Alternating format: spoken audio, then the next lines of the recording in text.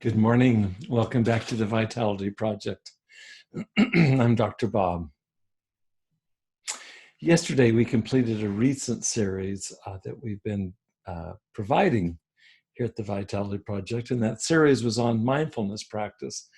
One of the primary goals was our wanting to learn together a way to manage our own stress. We made it clear that this is a key to sustained recovery from addictive behaviors of any kind. And today I want to speak to you because of the context. I'm speaking to you in the midst of the recently escalated, very grave concern regarding a global pandemic. And you know what I'm talking about. I'm talking about the coronavirus.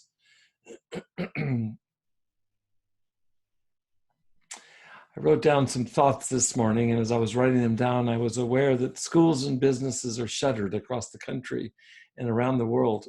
This is the biggest shutdown of business, education, political and economic structures for sure in my lifetime. I think if ever there were a time for our finding skillful means for managing stress, including on a worldwide level, I think this would be the time.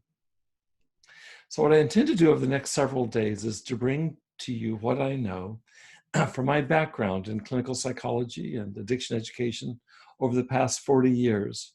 I want to bring that directly to bear on what we may expect and what we might do as we face this enormous, it's truly an international crisis. We've looked here even recently at the built-in bias of our brain. It's an automatic negativity bias. And as we've discussed before, we humans are wired to detect any possible danger, which can leave us much of the time in what we refer to as a hyper-vigilant mode, just always on the lookout. And that's not always a bad thing. In fact, it's a good thing because there are actually dangers that we would do well to notice, such as the current coronavirus pandemic. But there's a downside. And the downside of this is getting stuck in this kind of mode of self-protection in such a way that the very same hypervigilance that would protect us risks leaving us in a perpetual state of worrying. And this state of worrying can descend into heightened and just quite chronic stress. And in the context of addiction recovery, it's this very stress which may lead to addictive relapse, self-medication, if you want to look at it that way, in which we try to reduce the stress, even if just for a moment.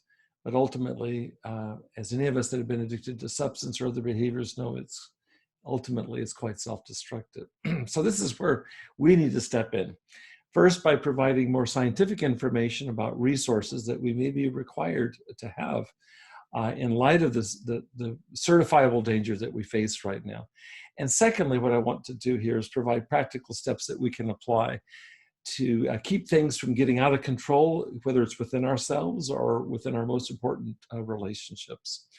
And so I'll be filling this in over the next days here at the Vitality Project. I hope that you'll join me.